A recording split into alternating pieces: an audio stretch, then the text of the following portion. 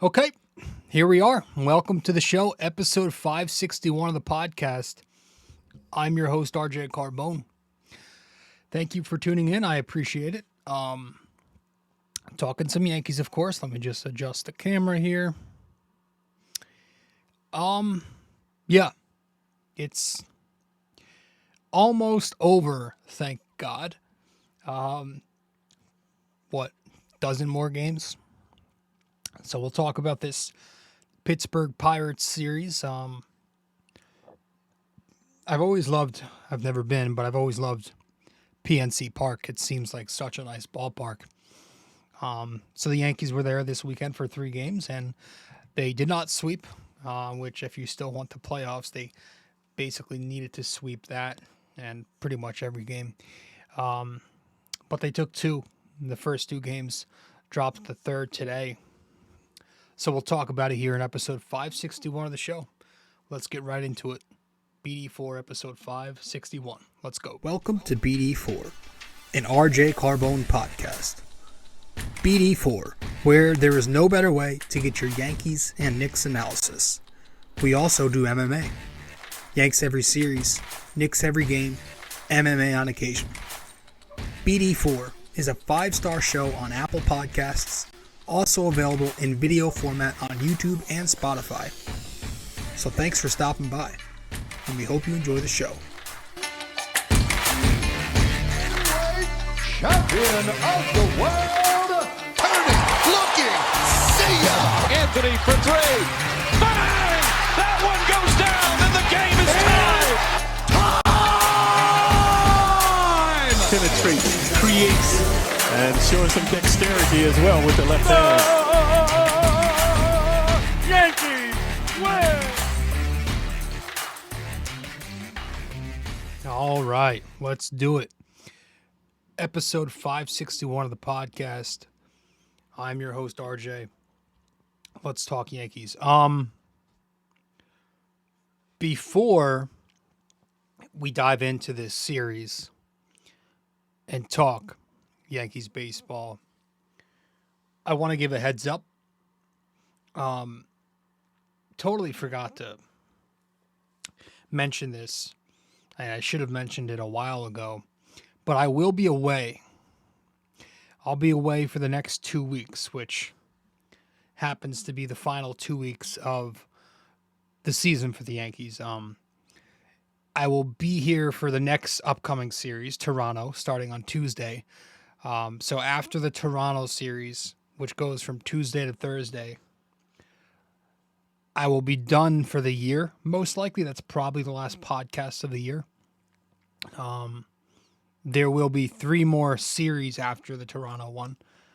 There's Arizona, there's Toronto again, and then there is the Royals series to wrap up the season. So if I can, / if I feel like it, I might find a way to do like an abbreviated audio only version of the podcast for that series, maybe 10-minute episodes, 20 maybe, but most likely I'm not going to be, because I'm going to be spending my time in Italy over the next 2 weeks. So I don't know that I want to be thinking and spending energy and time on the New York Yankees. But we'll see. So just a heads up, this episode and the next episode for the Toronto Blue Jays series from Tuesday to Thursday, that one right there will be the final episode of the regular season for me. I will be taking the last 3 off, most likely. There's an off chance that I feel like maybe I'm, because the time zone is different over there. I am a night owl. Maybe I'm bored in the middle of the night. Find some, time to shoot the shit about the Yankees for 10, 20 minutes. But not that any of this matters, because, again, we don't get any listeners on this podcast anyway. So just a heads up for all 2 of you who listen to the show. Anyways, getting into the Yankees, well, you know what? Before we talk Yankees, how about the Giants? That's why I'm wearing my Giants / Yankees shirt that my awesome uncle made a while back. Wow. They were down, was it 21-0 in the first half? Was it 28? I think it was 21. Yeah, because they ended up winning 28-21. That was a hell of a second half. I'm not a Giants diehard. I'm more of a casual fan, if even. I stopped following the NFL I was a big NFL fan early 2000s, or really in the 2000s decade, and then early 2010s. But after that, I kind of just became more of a casual Giants fan slowly over time. But I did watch most of this game. I saw the entire second half, and that was awesome. Daniel Jones put on a good display. Barkley had some big runs in the fourth quarter there. A lot of their receivers contributed late down the stretch too. A bunch of guys, and their defense. I mean, how could you not credit their defense for doing what they did in the second half, locking down Arizona? So, after starting the season going 6 consecutive quarters without scoring a point, the Giants offense finally erupts. And I was trolling on Facebook during this game because I like to troll my family. They're all big-time Giants fans, and they know by now that I'm not the biggest Giants fan. So I was trolling the first half. I go in and I post that Daniel Jones is not good or something like that. And in the second half, after the big comeback, I posted the same thing, but said Daniel Jones is the one. Just having a little fun, and everybody bit the bait. It was just funny reading the comments. Everybody bit the bait. Except for one cousin. JP, you did not bite the bait, so props to you for actually catching on. But yeah, big win for the Giants. I don't want to start off 0-2, especially with the tough schedule ahead. San Francisco, Seattle. So San Francisco's on Thursday too. Hopefully Barkley's healthy for that. I know he hurt the foot or the ankle late in the game today, but we'll see. We will see. Let's talk Yankees. Before we dive into the series specifically, some in-house stuff. It was reported before the series that Everson Pereira is hurt. He hurt his leg going up the stairs or falling down the stairs or something like that at Fenway. Boone says he should be all right, that he's day to day, but it's just something to take note of. Other injury stuff. Frankie Montes, remember that guy? He is apparently beginning a rehab assignment, and he began in AAA this weekend. I don't know why, because he's going to be a free agent. He won't be back, so I don't know why. I don't know. It was, I guess, just to do him credit service. I totally forgot him. I totally forgot about the guy. I can't imagine he returns next year. They're not. I mean, would you really be shocked though if the Yankees did some ridiculous shit? They passed on Yamamoto, passed on Snell, and whoever else is out there, and they feed you bullshit on Montes coming back on a 1-year prove-it deal as the number 5. I mean, that wouldn't shock me, but no, I do think he's gone.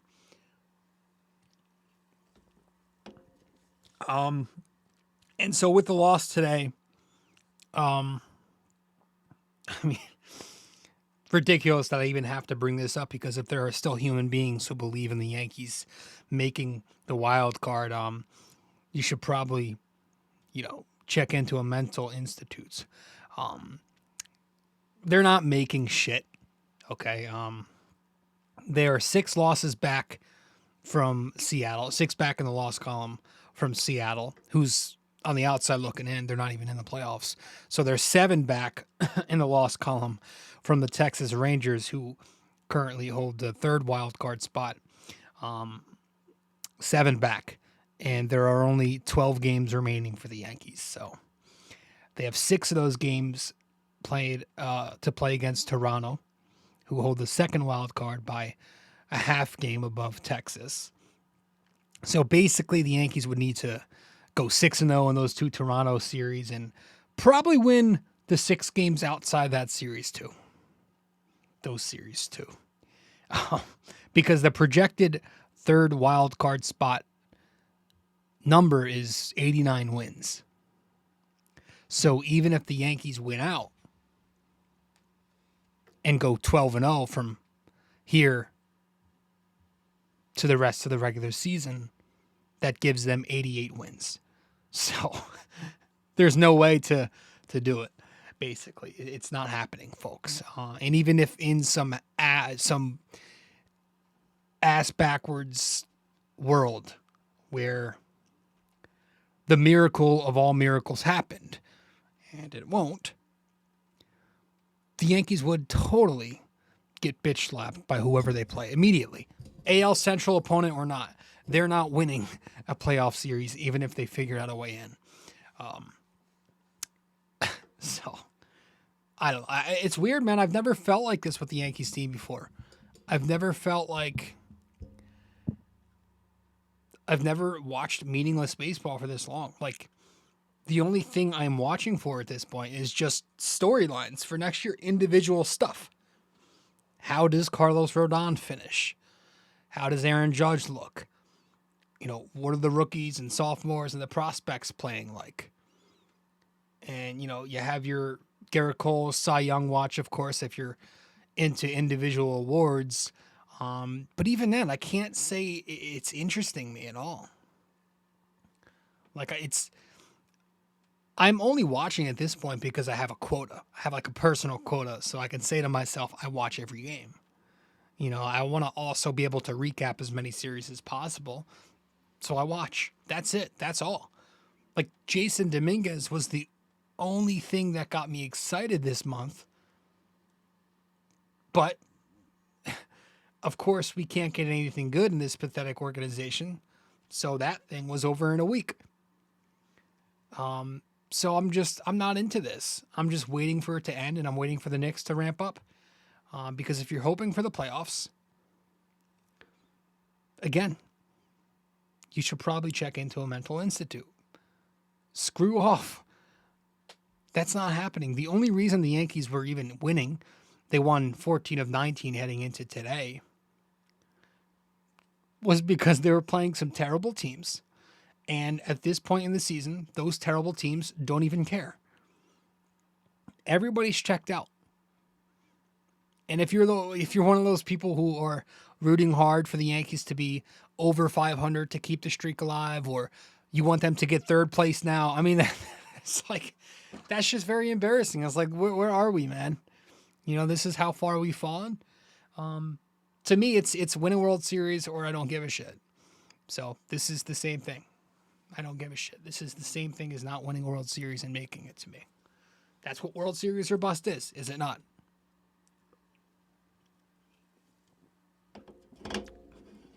Whoops. Okay. Yeah, let's recap this thing. Let's get into this series. As soon as we return from break, we will recap this series. Start with Game 1, which took place on Friday. We'll get right into it. When we return from break, be right back. Stay with us. We appreciate you sticking around and listening so far. When you have a chance, be sure to open YouTube to subscribe, like, and comment. And if you're already watching on YouTube, be sure to head over to Apple Podcasts and give us a 5-star review. We appreciate your feedback and are always looking to improve. Now, with that all said, let's get you back to the show.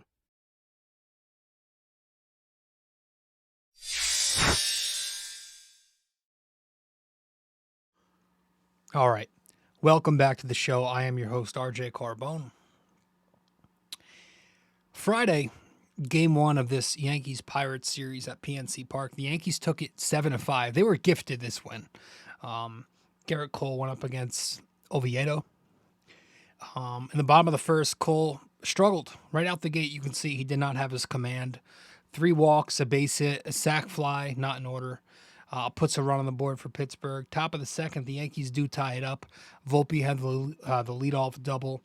Oswaldo worked a 1-out walk. And then Ben Rortvedt with a ground ball RBI single to right field to tie the game at 1. Second inning, the Pirates go back up bottom of the second. Brian Reynolds, yeah, former future Yankee, as I like to say, former future Yankee Brian Reynolds, rips an RBI single, puts the Pirates up 2-1. Yankees strand 3 in the third. They had first and second no outs, and then they had bases loaded 1 out, but they strike out 3 times. We'll talk more on this later, but Volpe and Peraza, they strike out on a bunch of breaking balls in a row, just hacking out of their shoes, and it's everything that we talk about when we discuss the organizational philosophy that the Yankees preach. We don't need these guys trying to pull the ball 400 feet.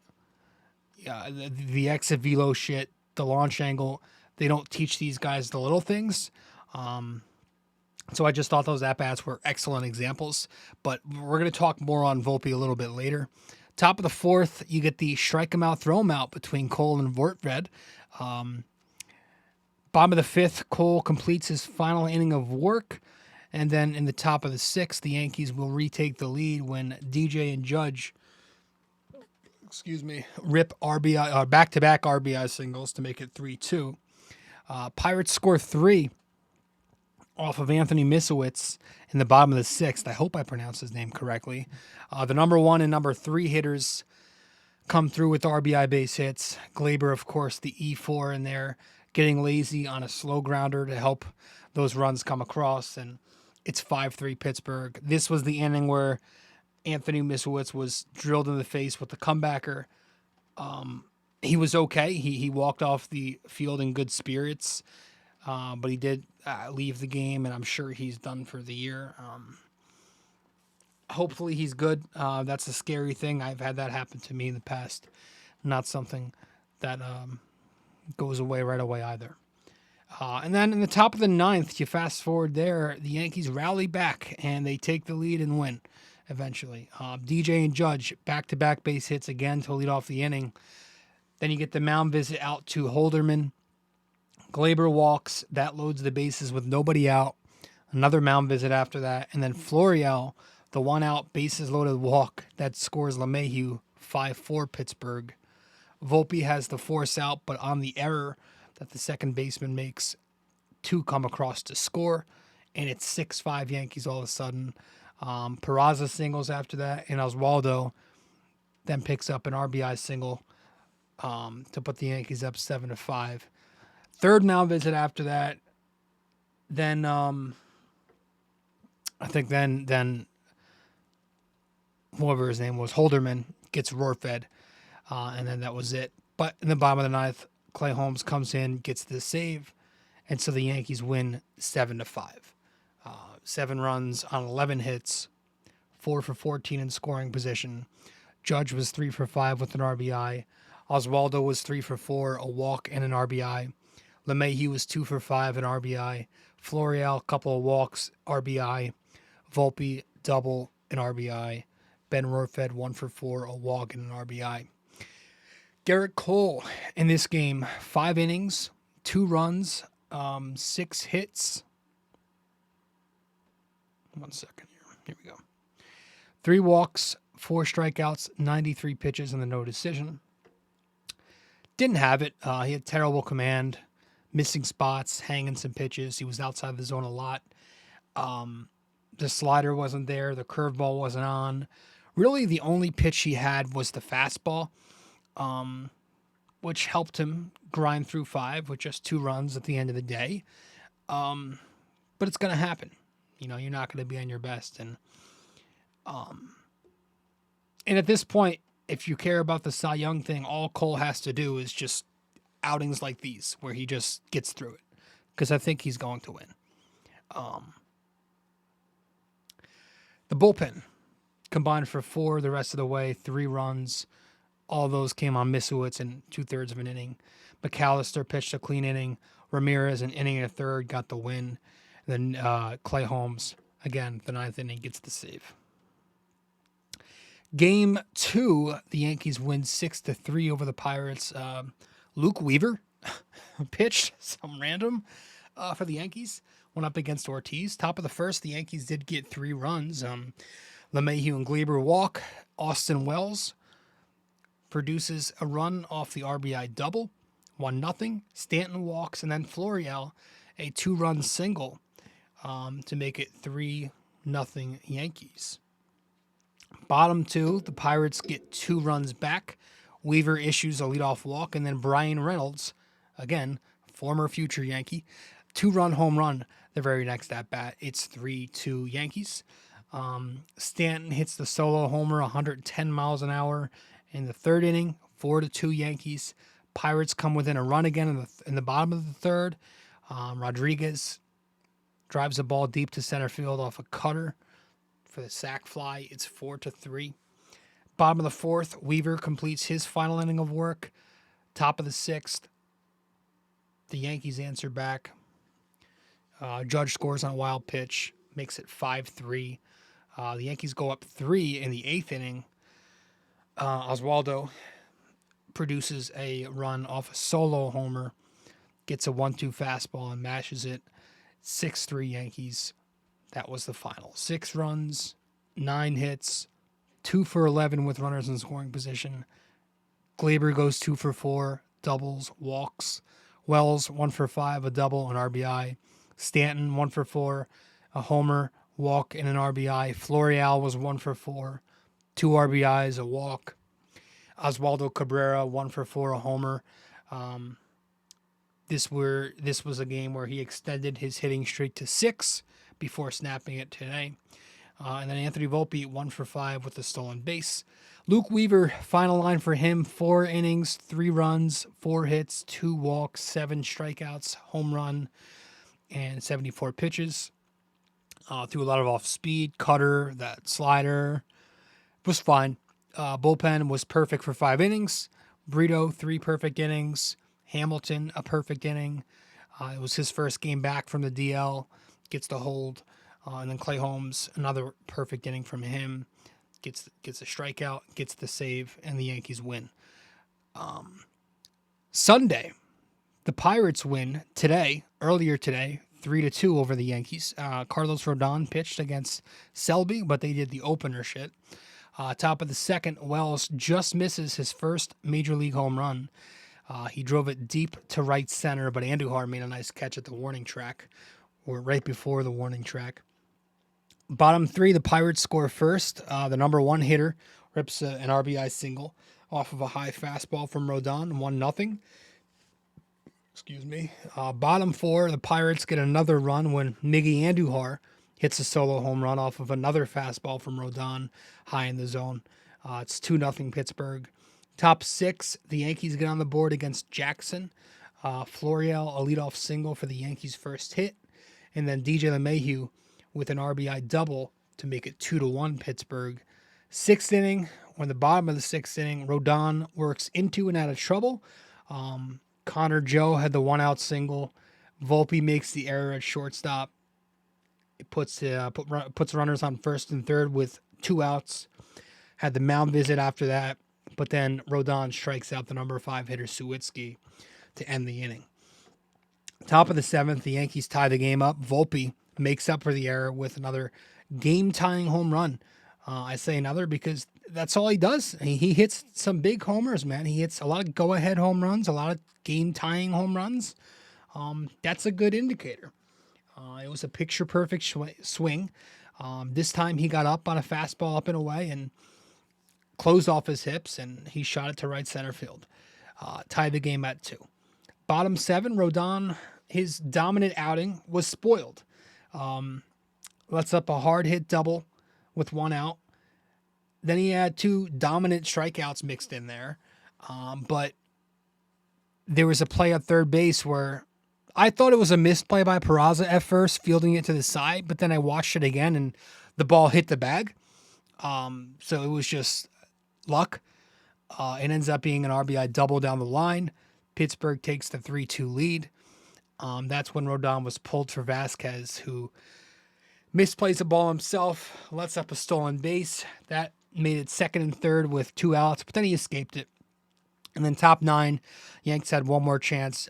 Bednar in the game, but they go down on strikes on him. Wells had the 1-out double, but 3 strikeouts outside of that from Stanton, then Volpe and Peraza. So the Yankees lose 3-2. 2 runs on 4 hits. They were 0 for 5 in scoring position.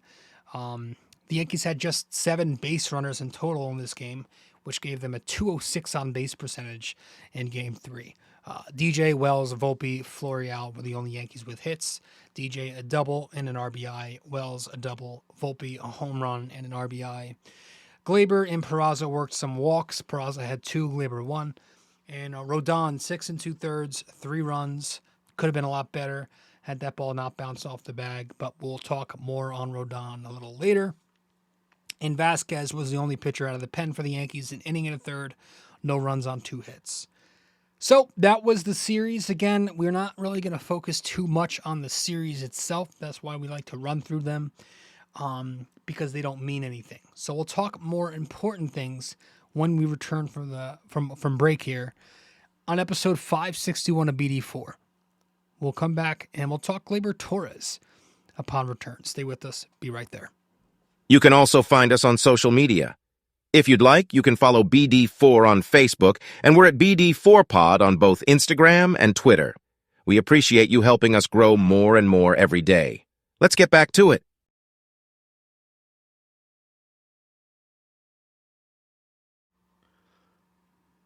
All right. So, I want to talk about Gleyber Torres. Gleyber Torres, let me just pull up his numbers here. He's an interesting player, right? He's a guy who I used to love. Last couple seasons, I've kind of been falling out of love with him. There's obviously talks about an extension when it comes to Gleyber Torres. Will it happen this offseason? Will they wait? Will he walk and test the open market? All right, so Gleyber Torres, he's a player with pros and cons, right? Kind of those give and take players. The pros, obviously, he gives you good offensive production. He's a good hitter. Very good production from the second base position, and he's also one of the Yankees' top hitters. Now, the counter to that is second base isn't a very deep position, and the Yankee offense is also very poor. But, he still gives you solid offensive production. This season, heading into today, Gleyber Torres, a 272 average, an 807 OPS, a 119 OPS plus if you're into that. Over the course of his career, he's a 267 hitter with an OPS of 790 and an OPS plus of 115. So, good, solid hitter. Good all-around hitter. He's got power. He's got contact skills. The walks are up this season and the strikeouts are down. Those are 2 things you want to be far apart in that order. Good situational hitter. He seems to come through a lot with runners in scoring position. He's been a clutch postseason hitter. The last 3 years, he's kind of tapered off a bit, but he has had some very good postseasons for them. And he's finally found a consistency at the plate this year, too, which is probably why he's hitting 270-something. Because in the past, he used to have these long lulls at the plate where he did absolutely nothing for 2-3 weeks sometimes. It feels like this year he's been pretty good. He's had multi-hit games, every week. It seems like he's been pretty consistent, very consistent. He hasn't had long streaks of not hitting. So he's found his offense this year. Give that to him as a pro. He's also very durable, okay? As a rookie, he played about every day. Played 123 games. And remember, he came up in late April, so take that into account. 2019, he played 144 games. He missed some games in 2020, 2021, but he played 140 last year, and he's at 147 and counting so far this year, which is a career high. So it's refreshing, to have someone who is both good and reliable on this team, because this team doesn't have many players. It's crazy to think about how many Yankees can you say are both above average hitters and healthy. You can't really say that about Judge because he's not healthy often, unfortunately, freak accident or not. You can't say it about him. You can't say it about Stanton. You can't say it about Rizzo or LeMahieu. Gleyber is one of the only few Yankees, if not the only Yankee, over the last several seasons who's both been healthy and consistent with his offensive production. It's pretty crazy to think about. So he's a good hitter, he's durable, and he's still very young. Gleyber Torres is 26 years old. He doesn't turn 27 until next April, I believe. So his cons, he's, to put it nicely, he's a very low IQ, dumb baseball player who often loses focus. That makes him very mediocre defensively. The metrics back that up. The eye test backs that up. He's also very bad on the bases. It feels like at least once a week you're seeing a Gleyber Torres base running blunder. And it's always fundamental shit too.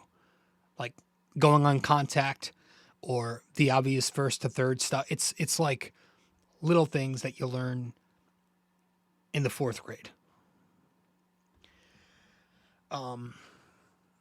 And I guess I don't want to say this is a con, but more of a question mark. Do you buy into Gleyber Torres' offensive sustainability? That's a question the Yankees are going to have to ask themselves regarding extending him. Do they buy into him? Is this sustainable? Because 2020 happened. 2021 happened where he was pretty bad offensively. The power was zapped. He wasn't getting on base and he wasn't healthy much either. Now, I should mention those 2 down years were when he had to cut weight so he could play shortstop. So maybe that's the reason that his power was zapped and he was just inconsistent. But those are all questions to consider, again, regarding the Yankees potentially paying him a contract extension this winter. He still has one more year on his deal. So the Yankees don't need to do it now. I would wait.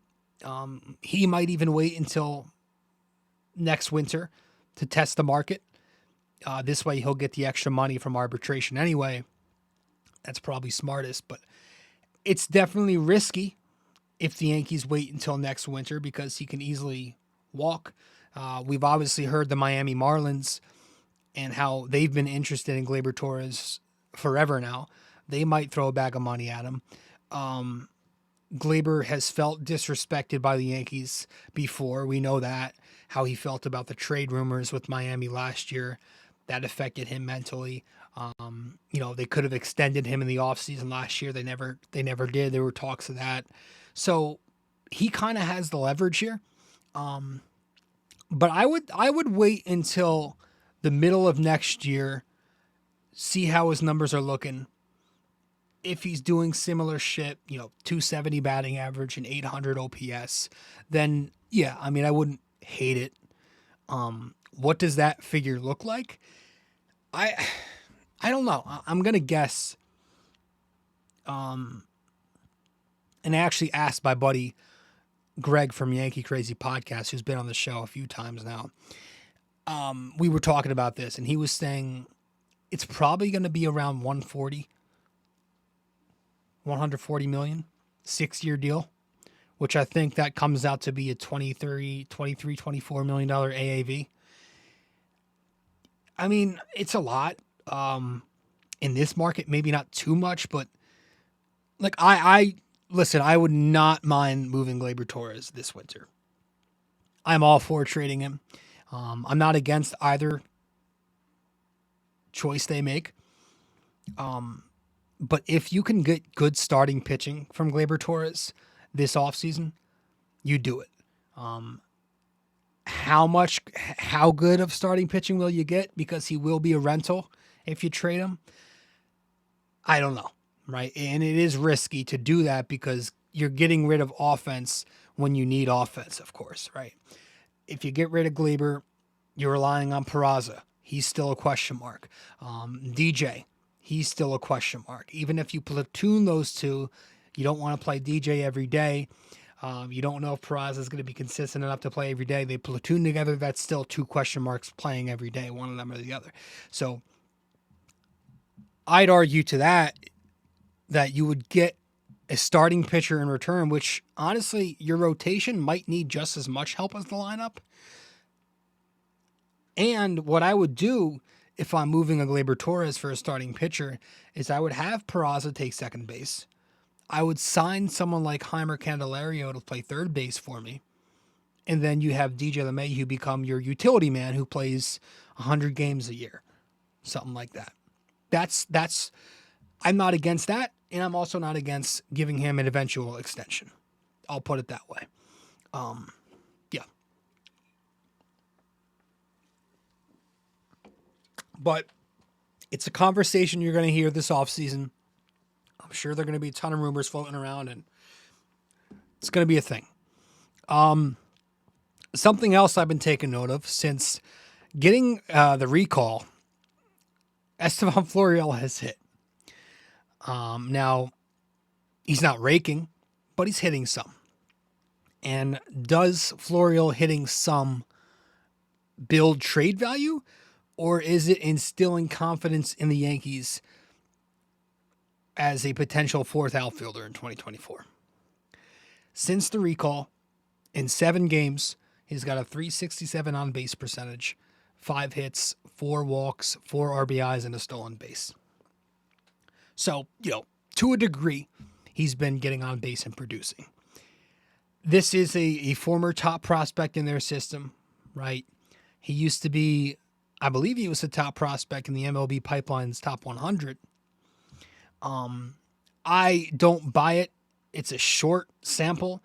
It's Estevan Florial. He's a guy with a loopy swing, strikes out a ton. He's overly aggressive. And quite frankly, even if he gets hot in the final 12 games, I don't really think it does anything either. I don't think that's going to make a difference. I don't think it's going to build his trade stock, nor do I think it will influence the Yankees in bringing him back in any role. I think what happens with Estevan Florial is whether he hits 900 the rest of the way or 0, you get the same result, which is probably the Yankees non-tendering him and another team picks him up in the offseason. And it sucks because I've always liked the kid, man. I liked him a lot back then. I liked the idea of a toolsy outfielder, center fielder with left-handed swing and left-handed pop. But we have one now, one who actually might be good if he can stay healthy. Not off to a great start there, but not blaming him. But yeah, it seems like it doesn't feel like Florial playing right now. I mean, if listen, this guy's been in their system forever. He's played 8 total games on the year. That should say something. They don't like him. And they have a reason to feel that way. Speaking of struggling prospects, what about Oswaldo Cabrera? He's the Yankee who has struggled this season. But since August 14th, excluding today, 18 games played, 55 plate appearances, a .304 batting average, a .418 on base, .413 slugging, which gives him an .831 OPS, 2 stolen bases, a 16% walk rate, and a 16% K rate. So he's been much better the last month plus. Again, it's a small sample because some of those 18 games he came in the 7th or 8th or 9th inning and defensive replaced somebody. But, he's been hitting more. He can run a little bit, and he's also playing some good defense around the diamond, third base, left field. I thought I saw him in center field the other day. I don't know. Maybe I'm not thinking correctly, but I don't know. He's always intrigued me because of his rookie stint last year. The energy he brought, it came at a key time. I love the versatility. I love the switch hitting idea. He's still pretty young too, so maybe he works with Sean Casey over the winter. Maybe the Yankees start him in AAA next year. And that was Remember, like, he was supposed to be in AAA this year. They demoted him earlier in the season, but they called him right back up the next day because of the injuries. Somebody went down. And, he had the whole Instagram post where he was talking about how he loved being a Yankee and how he'll be back. And then 24 hours later, he was back up and now he's with us. But so I think, if anything, you bring him back next year in AAA and you have him hit there until he shows he's ready over a long period of time. Interesting development today with him. I think it was in the 7th or 8th inning. Oswaldo batted lefty against a left-handed pitcher later in the game. He's a switch hitter, for those who don't know. So I don't know what that means. We'll see what happens there. It's now is the time to try those kinds of things. If he's going to ditch switch hitting, I'm glad he's ditching the right-handed hitting because we do need lefties. But I went and looked. I was like, maybe his splits are much better from the left side of the plate. Well, he's batting .218 from both sides of the plate this year. The OPS is actually a little higher when he's batting as a right-hander, though. But I found that interesting. We'll see where that goes. I don't know if he's going to ditch right-handed hitting completely, but we'll see. Completely threw me off. I didn't even notice it until Kay said something after the at-bat. I was like, oh, shit, he was. Anthony Volpe is still struggling. Now, he did hit the home run today to get the Yankees back in it, but he also had some very tough moments in this series on both sides of the diamond. It sucks because, again, late August, he was on his way. He peaked. His OPS was in the 700s. The batting average was up over 220. He was even in, we were talking about him possibly being a Gold Glove candidate, right? Especially with, Scumbag gone. But, there was talk that if Anthony Volpe built off that and he had himself an even bigger September, that we would have much more confidence entering the offseason, right? I would have. Anthony Volpe had a big September. Maybe his average is sitting 240, 250. Maybe his OPS is sitting in the middle of the 700s. But he's had another terrible month. And so now it seems like we're right back where we were before, where we have the same questions. His defense has slipped lately at shortstop. The offensive concerns are still there. He's still swinging not to get cheated. Game 1, we talked about him hacking on slider after slider in that at-bat. Game 3 today, one of the at-bats, he gets a fastball up and out, and he's hacking out of his shoes trying to pull it. Jeff Nelson was bringing it up. He is small. He should not be taking A swings every single time. Only massive human beings like Aaron Judge should do that. Only guys who are elite top 5 power hitters every year should do that. Volpe is a small shortstop. He needs to focus on line drives, singles, doubles that turn into triples because of his speed, shooting it in the gaps, and staying closed. And in 2-strike counts, if the ball's off the plate just a tiny bit, take a defensive swing, shorten up. If you got a guy on third base with less than 2 outs, try shortening up, punch it into right field, get your hands in, hit it where it's pitched. If it's on the outside, poke it to the outside and right field. Inside, pull it. Hit it where it's pitched. A 20 home run guy should not be having the approach of a 40 home run guy. That's not the way to go. And again, that is the organizational flaw we always discuss. That is a philosophy that the Yankees are unfortunately teaching in their farm. And hopefully this is what Hal Steinbrenner is trying to fix by bringing in this said third-party company to examine baseball operations and analytics. The first thing these guys need to do, whether it's McKinley or whatever data analysis they bring in, they need to get rid of that philosophy of hitting it hard, hitting it in the air, exit velo, launch angle, right? Like, it's okay to carry that to a degree for certain guys, but not as the end all be all for every single one of your young players that you're trying to develop. A player's build says a lot. Anthony Volpe is not 6'8", 280. Anthony Volpe is 5'9" on a good day. Well, he's a $180 soaking wet. Just like Derek Jeter.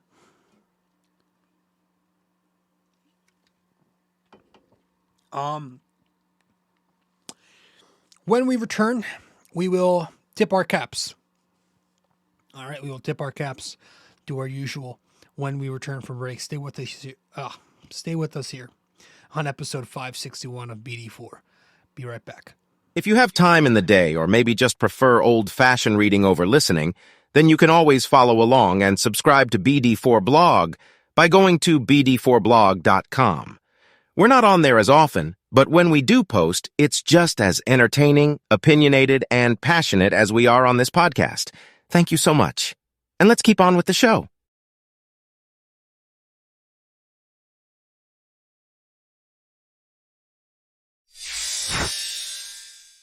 All right. So, yep.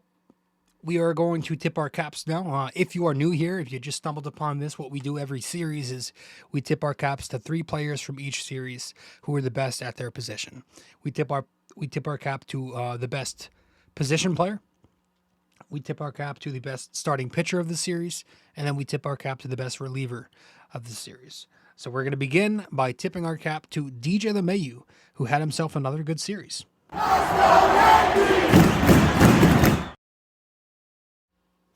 DJ, 1 second here, and just make sure I'm all set up correctly.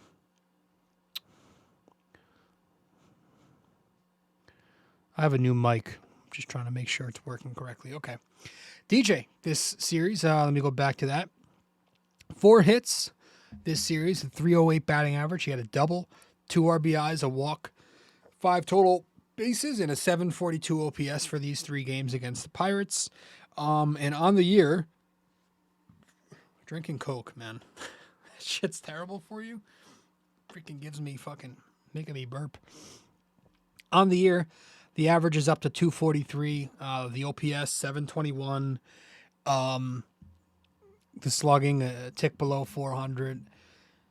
It's got 52 walks, 44 RBIs, and 126 games. Since the All-Star break is where we're looking at, right? Because that's obviously been a thing people have been focusing on. We've talked about it time and time again. He's worked with Sean Casey since the break, and in 50 games since the All-Star break, he's batting .279 with an 836 OPS. Don't want to keep beating the same old drum, same dead horse. I will say the best way I can put it is I feel differently about DJ now than I did before the All-Star break. Yes, but how much differently? That's the question. I don't know that it's changed too much for me, but again, it's done enough to where I'm open to bringing DJ back to come off the bench, play 105 games or so, right? But I can't really have him playing the everyday role again.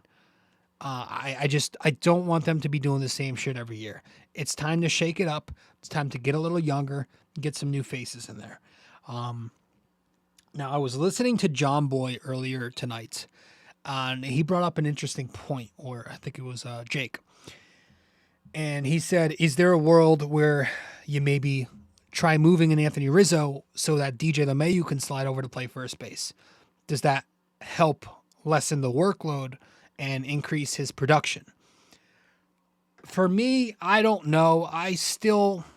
Because you're still in the field every day, and as much as Rizzo is a question himself, moving him off kind of feels counterproductive because you're losing a lefty bat on a roster that's starving for lefty bats. But it was an interesting conversation. It was something interesting to think about. I think the Yankees are going to plan on bringing Rizzo back next year to start every day. He's under a contract for 1 more year guaranteed. And, they're going to use the concussion thing, and you know how they do it. But DJ has been hitting, and he continues to hit. He had the quick 0 for 12 Milwaukee series, but really outside of that, he's hit in the second half. And this is his fourth cap tip of the year, but his second, I believe, in a row, which doubled it. Moving on to the rotation, tipping my cap to Carlos Rodon. Rodon, I don't have his graphic. Forgot to make it. But, yeah, listen. Excuse me. He's an interesting one, man.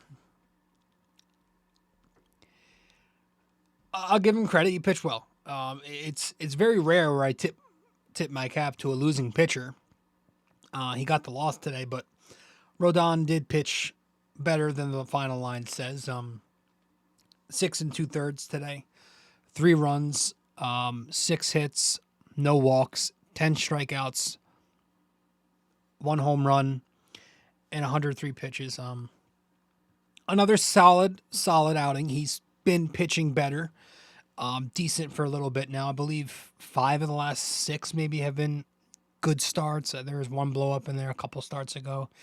But he seems to be getting a lot more swing and miss lately. The stuff looks better. The fastball velo is there. He's mixing up his pitches a lot more. And his pitch mix has been a conversation, obviously. We want him to vary from just the typical fastball slider.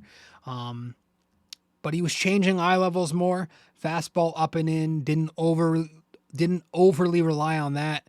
Had some changeups low and in on the righties. And mixed in a few nice curveballs at the end. And, of course, the slider was also there. But it was nice to see him go deep into the game for a change. The pitch count wasn't terrible today. Not putting a ton of traffic on the bases. Much easier at bats, not laboring. This helped him go 6 2/3, which I believe is his longest outing as a Yankee.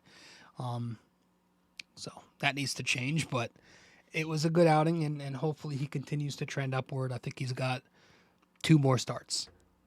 So good for him, and I'm tipping my cap to Carlos Rodon for a 3rd time this season. And then Clay Holmes, real briefly, 2 innings pitched, no runs, no hits, 2 strikeouts.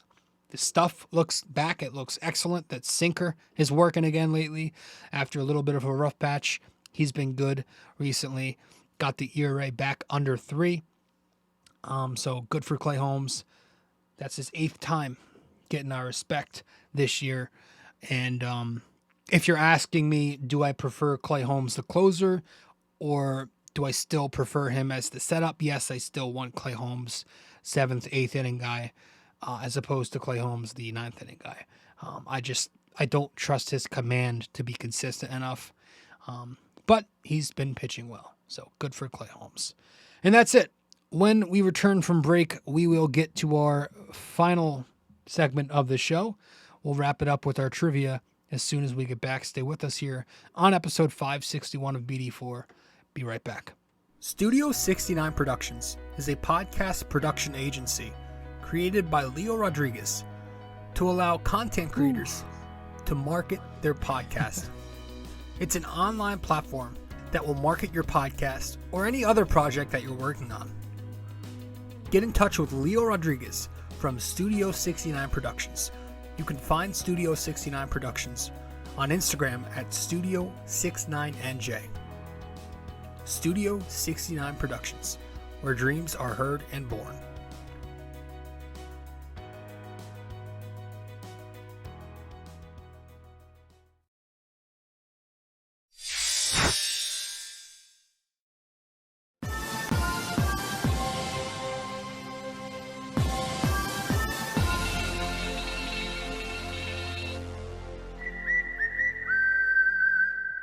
All right. So for this episode, episode 561, our NYY-NYK-MMA trivia question of the day is, which 1940s and 50s Yankees infielder went on to serve as American League president from 84 to 94? Those are the years, 84 to 94. Which 1940s and 1950s Yankees infielder went on to serve as American League president